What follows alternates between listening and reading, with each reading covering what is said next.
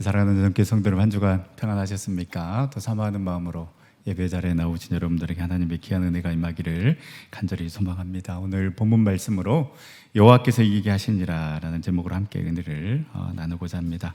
어떻게 명절 연휴 잘 보내고 계십니까? 또 오랜만에 또 가족들 또 친척들 만나서 또 이야기꽃을 피웠을 텐데요.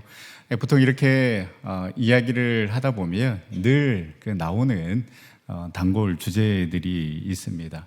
우리 남성분들 같은 경우에는 정치 이야기 빠질 수가 없죠. 그리고 또 스포츠 이야기 하다가 결코 빠지지 않는 주제가 이제 군대 이야기입니다. 여성분들이 제일 싫어하는 이야기죠. 3위가 군대 이야기, 2위가 축구 이야기, 1위가 군대에서 축구한 이야기라고 하던데요. 근데 이렇게 이 군대 이야기를 하다 보면 이 온갖 에피소드가 쏟아져 나오다가 결국은 자기 영웅담이라든지 또 자기 전성기 때 잘 나갔던 때의 이야기를 하게 됩니다. 그렇게 하다 보면 그걸 인정해주는 친구들이 있는 반면에 또 네가 언제 그랬냐고 깎아내리는 친구들이 있습니다. 그러면서 웃기도 하고 추억 속으로 빠져들기도 하는데요. 여러분 목사님들도 다 똑같습니다. 만나면 목사님들끼리 만나면 성경 이야기하고 하나님의 뜻이 어디 있을까 이런 고상한 이야기 할 것 같지만은요, 다들 자기 교회에 자랑합니다. 이번에 우리 교회에서 이런 사역했다. 말은 근황 이야기지만 결국은 지자랑입니다. 오늘 주인공은 다윗입니다. 사무엘 8장은 다윗이 통치하는 이스라엘에 대해서 기록을 하고 있는데요. 다윗의 최고 전성기는 언제였을까? 워낙 훌륭한 왕이기에 이러한 질문도 다윗의 생애를 공부하는 데 나름 의미가 있을 것 같습니다. 골리앗을 물리쳤을 때였을까? 근데 골리앗을 물리쳤을 때는 너무 어린 나이였을 때였습니다. 그 여호와의 법궤를 다시 찾아왔을 때였을까? 아니면 이 성전을 건축하지는 않았지만 성전 건축에 필요한 그 모든 것들을 다윗이 다 준비해 놓았을 때였을까? 제가 생각할 때는 오늘 우리가 읽은 이 사무엘 8장을 배경으로 했을 때가 다윗의 가장 전성기가 아니었나 생각을 해보게 됩니다. 사무엘하 8장 장 제목에서도 나와 있듯이 다윗이 어디로 가든지 이겼기 때문입니다. 오늘 말씀은 다윗이 사무엘하 7장에서 하나님과 언약을 맺은 이후에 하나님께서 다윗에게 네가 어디로 가든지 이기게 하시겠다라는 그 축복을 약속하십니다. 그리고 이 언약의 말씀대로 다윗 왕국이 견고하게 세워지는 그런 모습을 기록하고 있는데요. 성전 건축을 해야 되겠다라는 그 결심을 하게 되므로 하나님의 마음을 시원케 해드린 다윗은 이제 이후의 모든 전쟁에서 승리하게 되는데요. 다윗이 훌륭해서, 다윗이 뛰어나서가 아니라 오늘 말씀의 제목처럼 여호와께서 이기게 하셨기에 가능한 승리였습니다. 다윗 언약 이후에 이제는 점점 영토를 넓혀감으로써 정치적으로, 군사적으로, 또 외교적으로 나라가 든든히 세워져가는 모습을 보여주고 있는데요. 다윗에게 하나님께서 어떻게 역사하셨는지, 그리고 다윗은 어떻게 반응했는지를 살펴보며 은혜를 나누고자 합니다. 8장 1절 말씀에 보면 그 후에 다윗이 블레셋 사람들을 쳐서 항복을 받고 블레셋 사람들의 손에서 메대간마를 빼앗으니라 기록하고 있습니다. 그 후는 다윗 언약 이후를 말하는 겁니다. 사실 이 블레셋과 다른 이방 나라들과의 전쟁에 관한 기사라면 5장 이후에나 6장 이후에 연결돼야 하는데 바로 이 7장 다윗 언약 이후에 이렇게 다시 전쟁 기사가 나오는 것은 그만큼 이 다윗의 전반적인 삶이 하나님의 은혜에 의하여서 이 다윗 왕국이 견고하게 세워져 가고 있음을 보여주기 위해서입니다. 그리고 무엇보다도 출애굽하여서 이 가나안에 입성한 이래 이스라엘을 계속해서 괴롭혔던 나라가 바로 이 블레셋입니다. 그런데 오늘 말씀해 보면 이 블레셋이 완전히 항복하는 모습을 보여주고 있는데요. 그만큼 그 다윗과 함께 하신 그 하나님의 은혜가 크다라는 것을 보여주기 위함이라고 할 수 있습니다. 블레셋은 이스라엘이 가지고 있지 않았던 우수한 철제 무기로 무장하고 끊임없이 이스라엘의 생존을 위협했던 나라입니다. 사울왕과 그의 아들들이 전사한 것도 바로 이 블레셋과의 전쟁, 길보아산 전투에서 사울왕과 아들들이 죽었습니다. 그런데 오늘 말씀해 보면 다윗이 이 메덱 암마를 빼앗게 됩니다. 여기에서의 이 메덱 암마는 메덱이라는 단어와 암마라는 단어가 합성되었습니다. 메덱은 어떤 것이 다른 무엇에 종속된 것을 가리킵니다. 암마는 이 지명과 관련해서는 보통 그 나라의 수도를 지칭할 때 사용됩니다. 그러니까 이 메덱 암마는 블레셋의 수도였던 가드와 그에 종속되었던 4개의 주요 성읍, 곧 가사와 아스돗, 아스글론과 에그론을 가리킵니다. 따라서 다윗이 이 블레셋의 메덱 암마를 빼앗았다라는 것은 이 블레셋의 심장부가 되는 그 지역을 점령함으로써 블레셋을 완전히 정복했다라는 의미가 되는 것입니다. 바람직한 것은 아니지만 우리나라의 모든 것의 중심이 수도 서울에 집중되어 있지 않습니까? 서울의 집값이 올랐다라는 것은 대한민국의 집값이 올랐다는 의미이고, 서울의 집값이 떨어졌다라는 것, 대한민국의 집값이 떨어졌다라는 것을 의미하는 것과 마찬가지라고 할 수 있습니다. 그만큼 이 수도 가드를 점령했다라는 것, 그리고 그 가드 주변에 그 4개의 도시를 점령했다라는 것은 블레셋의 심장부를 점령했다라는 것이고, 이는 블레셋 나라 전체를 다윗의 손아귀에 넣었다라는 것을 알려주는 표현이라고 할 수 있습니다.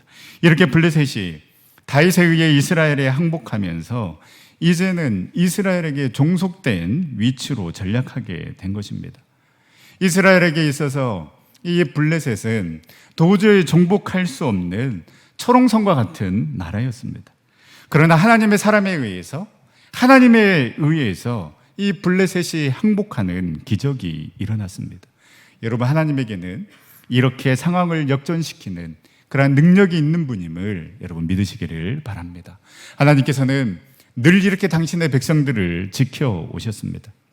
너무나도 강팍했던 그 애굽 바로 왕을 10가지 재앙으로 KO시키면서 430년 동안 애굽의 억압 가운데 있었던 이스라엘 백성들을 해방시켜 주셨습니다.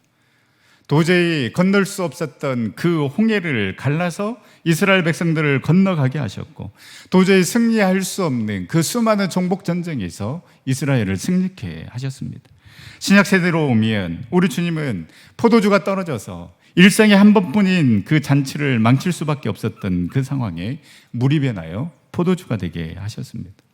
38년 동안 그 병을 고칠 수가 없어서 그저 연못에 가장 먼저 뛰어 들어가면 병을 고칠 수가 있다라는 그 미신을 붙잡고 앉아있던 그 38년 된 병자를 우리 주님께서는 고치셨고, 죽은 나사로를 바라보며 모든 사람들이 이제 다 끝났다라고 울었지만 우리 주님께서는 믿으면 주의 영광을 보리라 말씀하시며 돌을 옮겨 놓으라고 명령하시고 죽은 나사로를 살리셨습니다.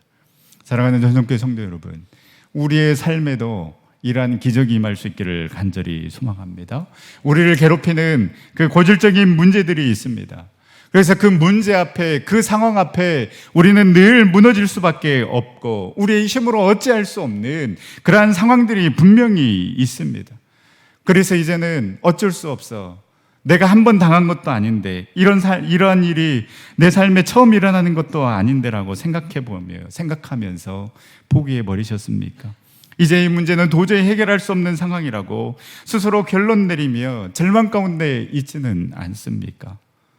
이스라엘에게 있어서 블레셋은 도저히 넘을 수 없는, 그래서 그들이 쳐들어오면 당해야 하고 정말 이 블레셋 때문에 늘 조마조마한 삶을 살아가야 했던 그러한 두려움의 존재, 피할 수 없는 존재였지만 하나님이 이기게 하시면 이길 수 있고, 하나님께서 해결해 주시면 해결할 수 있고, 하나님께서 역전시키면 어떤 상황이든 역전시킬 수 있는 것입니다. 예레미야 33장 2절에서 3절 말씀, 이를 행하시는 여호와, 그것을 만들며 성취하시는 여호와, 그의 이름을 여호와라는 이가 이와 같이 이르시도다. 너는 내게 부르짖으라, 내가 내게 응답하겠고 내가 알지 못하는 크고 은밀한 일을 내게 보이리라. 이스라엘의 블레셋은 늘 무너질 수밖에 없는 두려움의 존재였지만, 그러나 이를 행하시는 여호와, 그 일을 성취하시는 여호와, 그의 이름을 부르며 간구하며 하나님 앞에 나아갈 때에 하나님께서는 우리 가운데 응답하여 주시고 우리가 알지 못하는 그 크고 놀라운 일들을 준비하고 계시는 그런 하나님이심을 여러분 믿으시기를 바랍니다. 우리가 하나님을 찾고 그 하나님을 온전히 신뢰하며 하나님을 붙잡고 나아갈 때에 내 힘으로 도저히 해결할 수 없는 그 문제들이 해결되고 막혀있는 것들이 무너져서 사막에 길을 내서 그 택한 자들을 건너가게 하시고 사막에 강을 내어서 그 택한 자들을 마시게 하시는 그 놀라운 하나님의 은혜가 우리 전생 모든 성도님들 가운데 임할 수 있기를 간절히 소망합니다. 이렇게 블레셋에 이어 2절에 보면 모압을 치고 모압도 다윗의 종이 되고 조공을 바치게 됩니다. 그리고 계속해서 3절에 보면 소바를 치게 되는데요.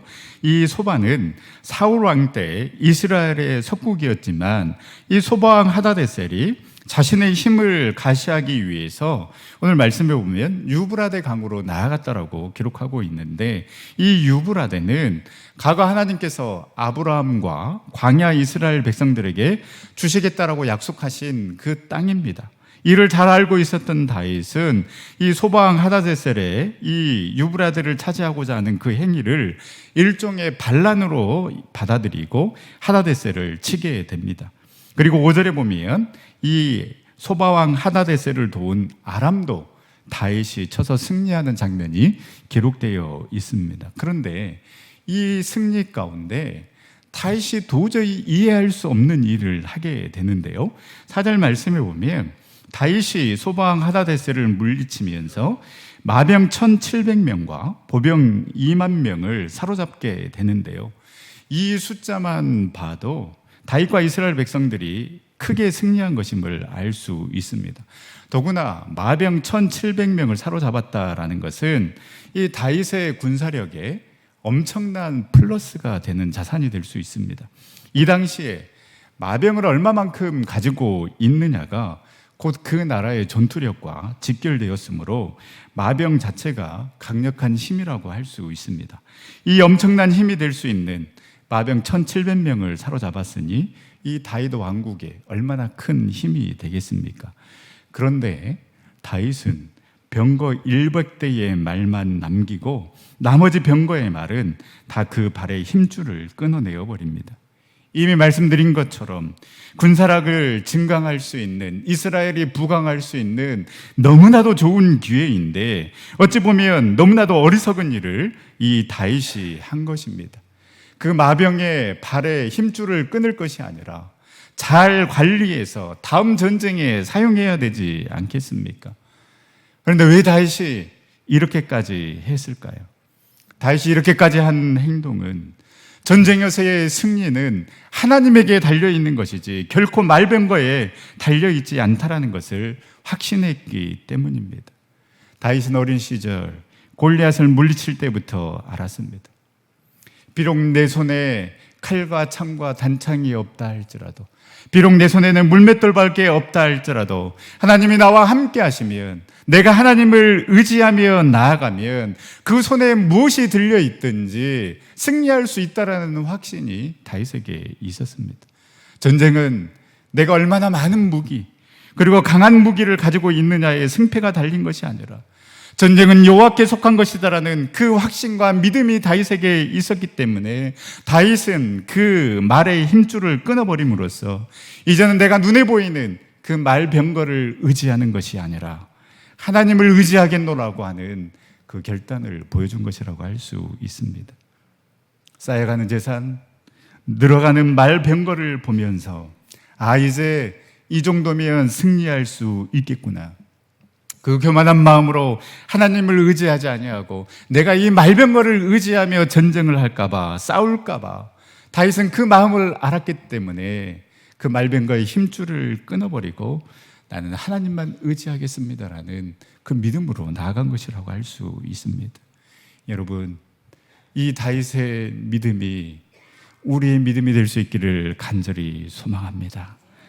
세상 것 쌓아놓으면서 또 그거 쌓아놓으려고 몸부림치며 그 세상 것으로 위안과 평안을 삼는 것이 아니라, 비록 내 손에는 물맷돌만 있다 할지라도 주님, 나는 주님 한 분이면 족합니다.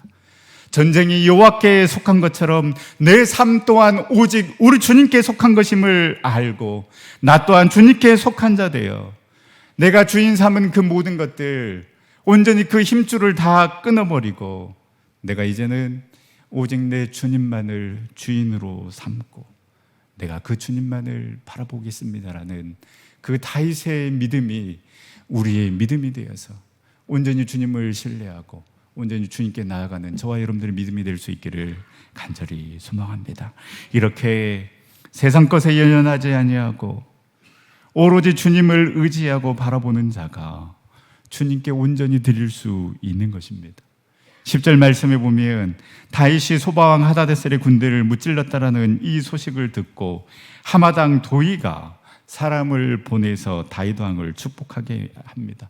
왜냐하면 이 하마당 도이와 소바왕 하다데셀이 전쟁 중에 있었는데 다윗이 이 하다데셀과 전쟁을 해서 승리했기 때문에 이 하마당 입장에서는 다윗이 너무나도 고마운 것입니다.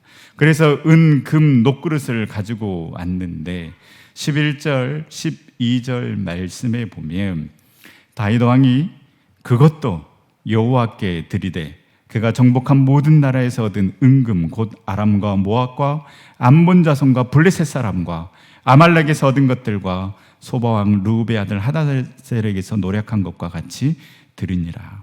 다윗은 하다당 도이가 가지고 온 은, 금, 녹그릇뿐만 아니라 정복한 나라에서 얻은 그 모든 은, 금까지 다 하나님께 드리는 모습을 보여주고 있습니다. 여러분 한번 곰곰이 생각해 보시길 바랍니다. 다윗이 이렇게 드리는 게 쉬웠을까?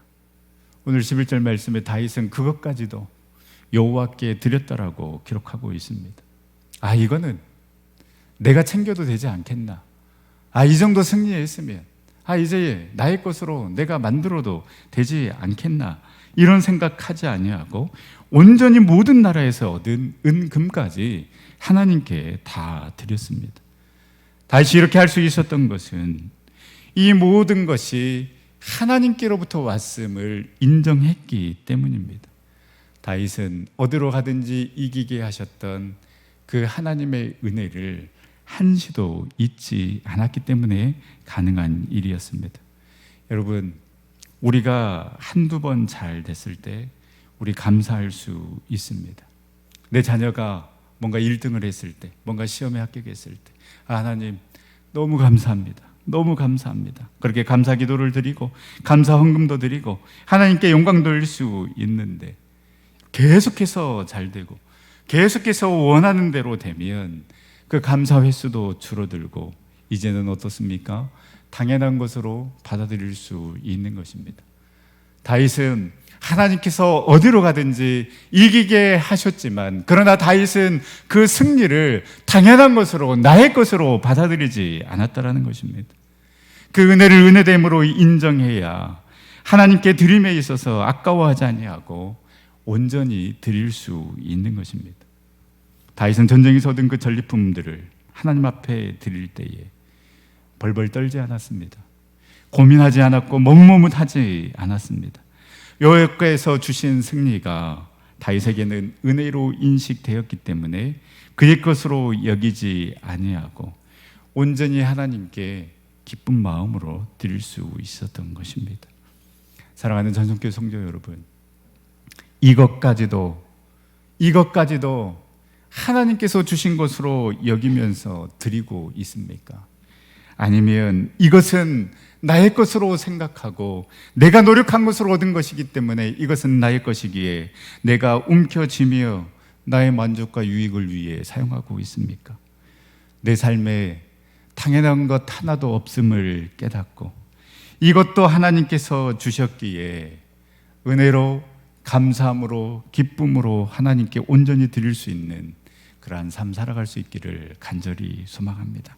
그렇다면 왜 하나님께서는 다윗이 어디로 가든지 이기게 하셨을까? 6절과 14절에 기록된 다윗이 어디로 가든지 이기게 하셨다라는 이 말씀은 단순히 전쟁에서의 승리뿐만 아니라 다윗의 삶 모든 면에서 그 하나님의 보호하심이 뒤따랐다라는 의미입니다. 이 말씀은 바로 다윗과의 맺은 그 언약의 성취라고 할 수 있습니다. 사무엘하 7장 9절에 네가 가는 모든 곳에서 내가 너와 함께 있어 내 모든 원수를 내 앞에서 멸하였은즉 땅에서 위대한 자들의 이름과 같이 내 이름을 위대하게 만들어 주리라. 하나님은 약속을 하시고 그 약속을 실행하기 위해 구체적으로 일하고 역사하는 분이십니다. 여러분, 세상에 그 어떤 신이 그를 섬기는 사람들을 향해 언약을 맺고 그 언약을 역사 속에서 구체적으로 성취해 보인 분이 계십니까? 하나님 외에는 없습니다. 놀라운 것은 이 14절에 보면 다윗이 에돔을 물리치면서 에돔 사람이 다윗의 종이 되었음을 알려주고 있는데요. 이 또한 하나님께서 어디로 가든지 승리하게 하셨기 때문에 다윗이 에돔과의 전쟁에서 승리한 것이지만, 그러나 언약의 관점으로 보면 놀라운 사실을 깨닫게 됩니다. 이삭의 아내 리브가가 쌍둥이를 잉태했을 때 하나님께서는 큰 자가 어린 자를 섬기게 될 것이다 라고 말씀하셨습니다.